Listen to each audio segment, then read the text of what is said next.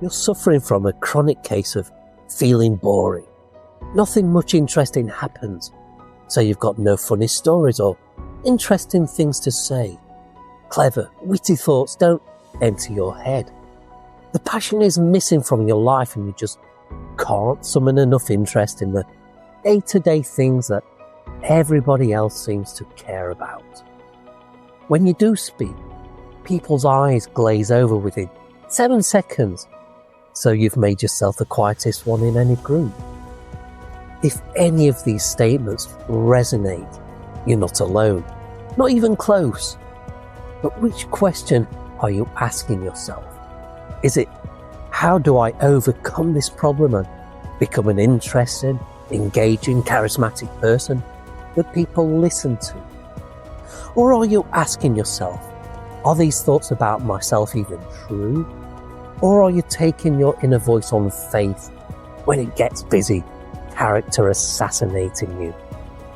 Challenging and fact-checking internal beliefs like, I'm boring, is the first step in breaking down the barriers in your mind and letting a more dynamic version of you out. In this episode, we'll interrogate the narrative your inner voice has been putting out and explore practical ways to conquer these feelings. Hi, my name's Richard. I'm the creator of the Conversation Maestro Method, and this is your Social Skills Doctor podcast. Let's kick off by exposing imposter syndrome for what it is. For many, it's a silent thief, stealing the joy of any advancement, any new work or social scenario you place yourself into, by convincing yourself that you don't measure up. You don't belong there. You're not an equal to those in your group. This psychological phenomenon leaves people feeling like frauds. But if we challenge the feeling and ask why we feel this way, here's the answer. Every new social circle you enter and every new job role and work place you enter for the first time, there's a period of acclimatizing that needs to be completed. You join a new group of people and you make evaluations about them based on their body language, what they're saying, the energy they have, the eye contact they give you, etc. And you also assume they're busy evaluating you too. We're all building initial pictures of each other, creating first impressions, looking for similarities and differences, potential allies and enemies. But if you have already negatively evaluated yourself, then naturally you'll assume others are doing the same, or that the moment you open your mouth, they'll see right through you. Therefore, our first goal should be to build a positive self-evaluation, which will fuel us through all those acclimatizing phases. Words have the power to put us under self-imposed pressure. For example, telling yourself, I must do this, feels much more stressful than telling yourself, I can do this. That sounds much more empowering and self-supportive. Imposter syndrome is another example. It sounds like you caught an illness from a sci-fi movie. So let's rename it to something more positive, or at least accurate, such as the acclimatizing phase. That sounds more user-friendly. Like you've just gone on holiday to a tropical destination and now you're adjusting to that better climate. Let's now turn our attention to that pesky inner voice that seems hell-bent on being our biggest detractor, and instead turn it into an advocate. You may not, or of course, experience it as an inner voice, but more a feeling of being insecure, inadequate, or less than equal, that somehow there is something absent or missing in you that everybody else got given at birth. On the other hand, if you do get an inner voice broadcasting undermining thoughts, it might sound like and use the terminology of someone who regularly undermined or belittled you in the past. However those thoughts transmit themselves to you, they're often generalized and too lazy to back up their claims with specifics. You're boring. Okay, what's the proof? Your job is mundane. Everybody just does their normal job stuff and nothing interesting happens like it does in the movies. You don't get drunk and do crazy stuff after work. You haven't been on holiday in 5 years. Well, these might sound like solid arguments on the surface, but it doesn't mean you're boring. It simply means you're not in the path of more exciting experiences. So the percentages of you getting an entertaining or interesting story out of your day are lower than those that go out seeking them. That said, anecdotes can happen anywhere and at any time. On the journey to work in your car, on the bus, train, tube, or in a shop, or walking down the street. Recently, I was in a department store in Paris looking at sunglasses when 3 attractive young Arabian women approached me, explained they wanted to buy some sunglasses for their brother as a present, and would I model some for them? Naturally, I stepped up to the plate. And now I have a legitimate anecdote in which I can say that I was a supermodel, stretching it a little bit. The seeds, of an anecdote can come from anywhere, even in the routine of your day-to-day life. There are things you do that you take for granted, but which would be new, mysterious, exciting, or just a curiosity for another person. Maybe you drive. Maybe you have an exercise routine. Maybe you perform low, semi or highly skilled tasks for your work. Maybe you know a magic trick or two. Maybe you have a talent for matching clothes, hitting a ball, making an iced frappe. Any one of these and hundreds of little things you do as a routine or have a knowledge of are an unknown entity to somebody who doesn't. You have anecdotes and stories from things which you may have forgotten that could be remembered if you put your mind to it. You are interesting. Why are you telling yourself that you're boring instead of telling yourself this? Perhaps because you haven't challenged the assertions of your inner voice before, and you only know the evidence of what it presents to you, such as a memory of someone talking over you, someone looking away or starting a conversation with someone else while you were in mid-sentence. That's outrageously rude, of course, but it's also human nature. People are often self-absorbed and unable to focus on someone else for very long, especially if they have something of their own they want to say. But perhaps you need to be taking some ownership of this problem too. If people's eyes regularly glaze over shortly after you start talking, or their attention wanders, let's start building some dynamism. Having something to say, having an anecdote to share, an opinion to contribute is not the only thing you need to be interesting, funny, charismatic, or to hook attention. How you say it also matters. And there's multiple ways of doing this, from capturing them with your eye contact, your level of excitement for what you're about to say, your conviction in your own words, and how you begin if you're telling an anecdote. What's the difference between one person saying something and getting talked over, disagreed with, laughed at, or dismissed, and another person who says the same thing and is listened to as though they're delivering an undisputable truth or an opinion that others will unquestioningly nod along to and later pass off as their own? The difference is credibility. One person will have good posture, will hold eye contact, speak with authority, and state things as though they are absolute instead of beliefs or thoughts. For example, if I was to pose the question, who do you think would win in a fight between a shark and a dolphin? You would naturally think a shark, right? So let me try and convince you otherwise. I think the dolphin would win because it's probably very fast in the water, and I've heard that they have high intelligence, so they could probably gang up on the shark and attack it from different angles until the shark gets tired and gives up. Are you convinced yet? Nah, me neither. Let me try again because I've researched exactly how a fight would go down, and the dolphin would win every time. Because despite the shark having rows of sharp teeth and a reputation, the dolphin has 3.2 times more speed and agility in the water, and the measured fighting intelligence of an 8-year-old versus the shark at a mere 3 years old.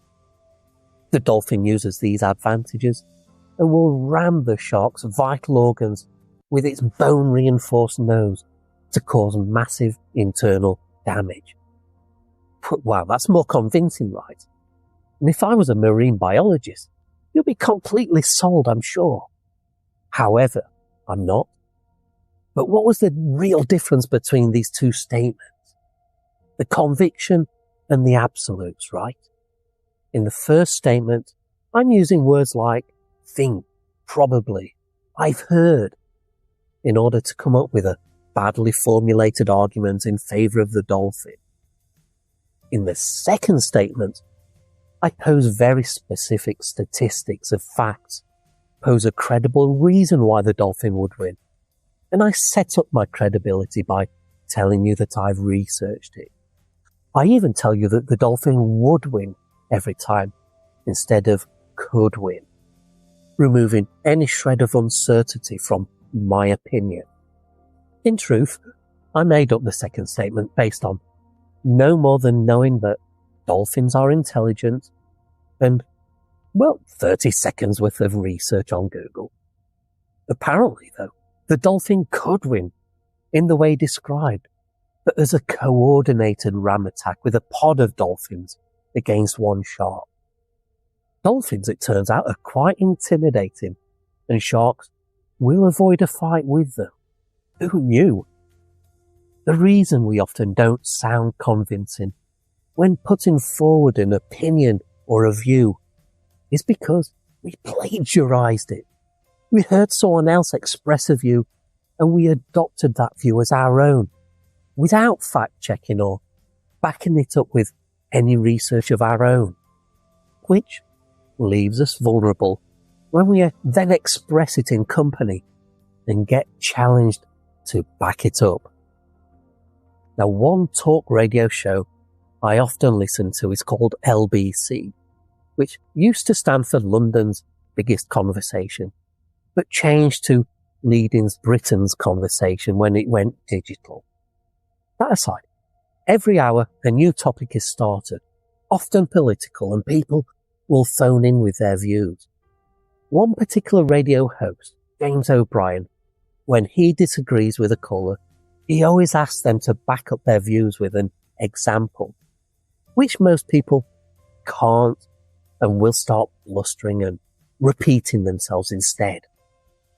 Another interviewer, Nick Ferrari, often has politician guests on his show and always asks them to back up their statements with statistics or figures to support what they're saying. And amazingly, most of these senior politicians cannot answer and will again resort to bluster and repeating themselves. As though they hadn't been discredited enough, Nick will then make them squirm further by telling them the correct statistics.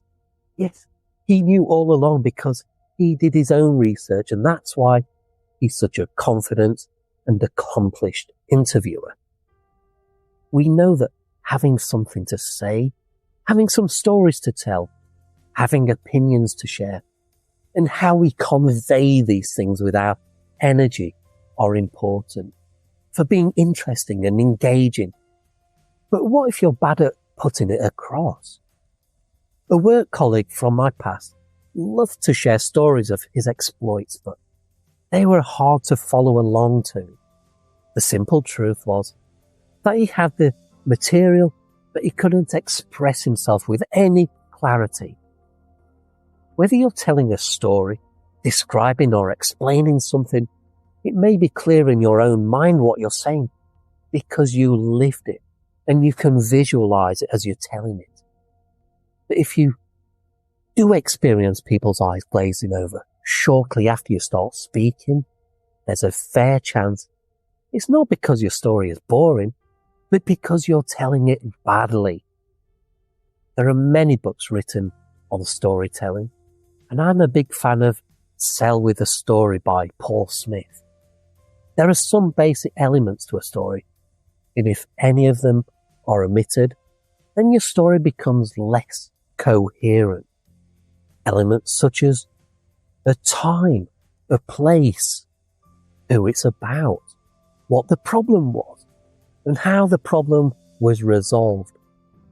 There's a hook and a resolution to consider too. But my colleague frequently missed out several of these elements, assuming I was already on the same wavelength. Imagine if a story had 5 levels, and in order to tell it successfully, you had to get in the elevator with your audience at the ground level and travel together to the 5th, where you would get out and conclude your story. My colleague would frequently start his stories at the 1st or the 2nd floor, oblivious to the fact that I'm on the ground floor. Perhaps his stories were interesting. It's just that at some point I would always tune him out because I've missed one or more levels of the story. And when it comes to explaining or describing things, do people understand you? Do they get what you're saying, or are they left scratching their heads and thinking you're weird because you make no sense? Try throwing in some metaphors to help them out. Metaphors will make your ideas and words more understandable and relatable, as well as more interesting. Take my elevator metaphor a moment ago, for example. It took my description of a story having multiple elements, all of which the listener needs to be made aware of, and added a relatable visual aspect, i.e. an elevator ride, which anybody can understand. A metaphor can encapsulate a complex idea in a perfect visual box. For example, imagine trying to explain to a friend the qualities that make your new girlfriend or boyfriend good to be around. You could bore them for hours, right? Or you could just say, she's a ray of sunshine. You're now employing a brief yet very effective metaphor without sending your friend to sleep.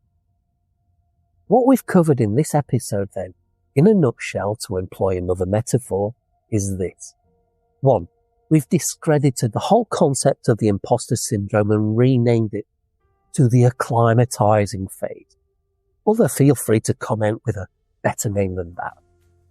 We've also touched on other pressure words we use against ourselves, such as we must, we need to do X, Y, and Z. And we've changed it to a more empowering, we can do X, Y, or Z. Look out for other pressure words and put down words that you regularly use on yourself without realizing it, and get into the habit of substituting them to something more positive. 2. We've interrogated the lazy generalizations our inner voice uses against us, such as you're boring, and we've looked beyond the surface to establish that, in fact, we have the ability to be just as interesting, funny, or charismatic as anybody else, simply by being more receptive to the little things that could happen anywhere, anytime, and could be spun into little fun anecdotes. We also touched upon more effectively hooking attention with how we start telling an anecdote, although we'll go into this in more depth in another episode. And then 3, we looked into the idea of making your pattern, your dialogue more interesting, colourful, and coherent by ensuring you don't miss out important elements of your storytelling. and getting into the habit of using metaphors that encapsulate what you're trying to say in a relatable visual box. Now, if you like the whole idea of metaphor, I'll go for a deeper dive on the subject in the next episode. Meantime, if you want to become a conversation maestro, dramatically expanding your social skills with a very unique and ancient method, go check out the Social Skills Doctor website. Thank you for listening or watching, and don't forget to subscribe so you get notified about new episode releases. Until then, keep self-developing. Thank you.